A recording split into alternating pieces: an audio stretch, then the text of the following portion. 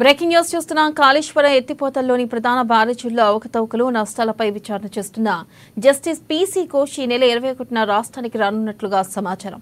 మేడిగడ్డ, సుందిల్లా, అన్నారం బ్యారేజీలపై అఫిడవిట్లు సమర్పించిన వారిని బహిరంగ విచారణ చేస్తున్న కమిషన్ మలి దశలోనూ కొనసాగించే అవకాశాలు ఉన్నట్లుగా తెలిసింది.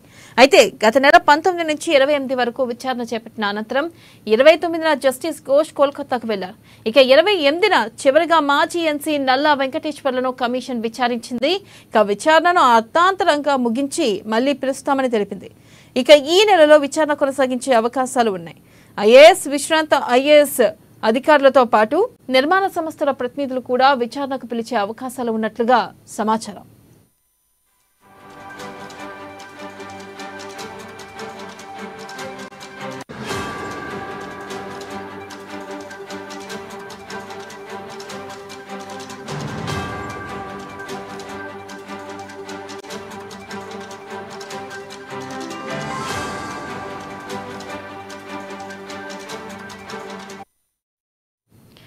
బ్రేకింగ్ న్యూస్ చూస్తున్నాం. కాళేశ్వర ఎత్తిపోతల్లోని ప్రధాన బ్యారేజీల్లో అవకతవకలు నష్టాలపై విచారణ చేస్తున్న జస్టిస్ పీసీ ఘోష్ ఈ నెల 21న రాష్ట్రానికి రానున్నట్లుగా సమాచారం. ఇక మేడిగడ్డ, సుందిల్లా, అన్నారం బ్యారేజీలపై అఫిడవిట్లు సమర్పించిన వారిని బహిరంగ విచారణ చేస్తున్న కమిషన్ మలి దశలోనూ కొనసాగించే అవకాశాలు ఉన్నట్లుగా తెలిసింది. దీనిపై మరింత సమాచారాన్ని మా ప్రతినిధి రాంబాబు లైవ్ ద్వారా అందిస్తారు. రాంబాబు, విజయ కాళేశ్వరం సంబంధించినటువంటి సుందిల్లా, మేడిగడ్డ, అన్నారం బ్యారేజీలకు సంబంధించినటువంటి విషయంలో విచారణ కొనసాగుతుంది. ఇప్పటికే రాష్ట్ర ప్రభుత్వం జస్టిస్ పీసీ ఘోష్ నేతృత్వంలో ఒక విచారణ కమిటీ వేసింది. ఈ విచారణ కమిటీ ఈ నెల 31 వరకు కూడా తుది నివేదిక ఇవ్వాలని చెప్పేసి భావిస్తున్నది.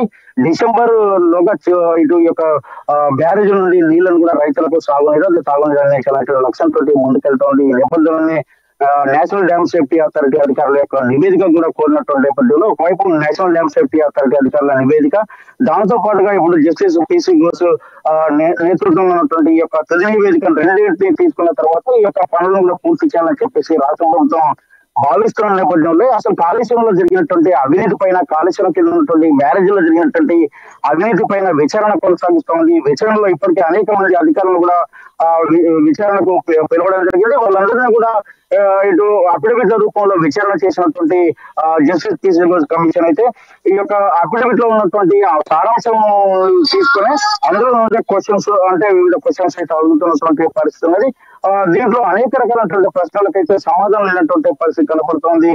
దీంతో మరొకసారి కూడా విచారణ కొనసాగించాలని చెప్పేసి ఈ యొక్క కమిషన్ అయితే భావిస్తున్నది. గత నెల 19 నుండి 28 వరకు విచారణ చేసినటువంటి జస్టిస్ పీసీ ఘోష్, పినాకి చంద్ర ఘోష్ కమిషన్ అయితే మరొకసారి కూడా ఈ యొక్క విచారణను కొనసాగించాలని చెప్పి ఈ నెల 21 నుండి విచారణ సాగించాలని చెప్పి దీనికి సంబంధించి ఇప్పటికే ఇటు క్వాలిటీ కంట్రోల్ అధికారులకు కూడా ఇటు విషయాన్ని అయితే అంటే సమయంలో కూడా నోటీసులు ఇవ్వడం జరిగింది. దీంట్లో వాళ్ళందరూ కూడా విచారణకు రావాల్సిందని చెప్పి కూడా చెప్పడం జరిగింది. క్వాలిటీ కంట్రోల్ ఇటు అయితే రాము, మనం చూసుకున్నట్టయితే ఇటు ఐఏఎస్, విశ్రాంత ఐఏఎస్ అధికారులతో పాటు ఇటు నిర్మాణ సంస్థల ప్రతినిధులు కూడా విచారించే అవకాశం ఉన్నట్లుగా కూడా తెలుస్తుంది. మరి ఈ నేపథ్యంలో వీరిని విచారిస్తే గనక కొంత మేరకైనా సమాచారం బయటపడే అవకాశం ఉందంటారా?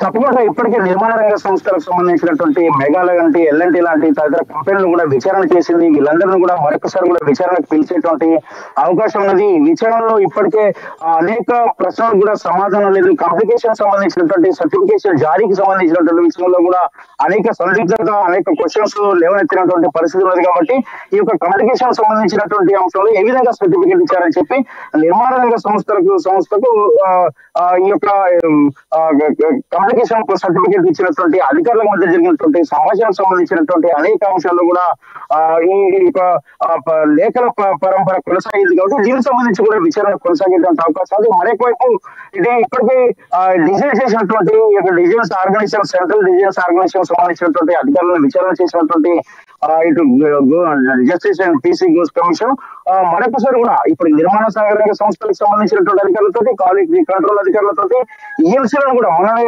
వెంకటేశ్వరరావు కూడా విచారణ చేసింది. అంతకుముందు కూడా మురళీధరరావును ఆ విచారణ రిటైర్డ్ ఐఏఎస్ అధికారి ఇంజనీరింగ్ చీఫ్ అధికారి అయినటువంటి మురళీధరన్ కూడా విచారణ చేయడం జరిగింది. కొంతమందిని ఈ విచారణ నేపథ్యంలో కొంతమందిని ఆ ప్రభుత్వం బర్తరఫ్ చేసినటువంటి పరిస్థితి ఉన్నది. కాబట్టి కాళేశ్వరం కమిషన్ లో కాళేశ్వరం కమిషన్ కాళేశ్వరం జరిగినటువంటి భారీ ఎత్తున జరిగినటువంటి అవినీతికి సంబంధించినటువంటి అనేక అంశాలను కూడా ప్రస్తావిస్తా ఉన్నది. కొన్నింటికి ప్రశ్నలకు సమాధానం లేకపోవడంతో ఈ వాదన కూడా ఏదైతే విచారణలో ఏదైతే గతంలో కాంగ్రెస్ పార్టీ కానీ లేకపోతే ఇతర పార్టీ కానీ కాళేశ్వరంలో జరిగినటువంటి భారీ స్థాయిలో అవినీతి జరిగిందని చెప్పారు.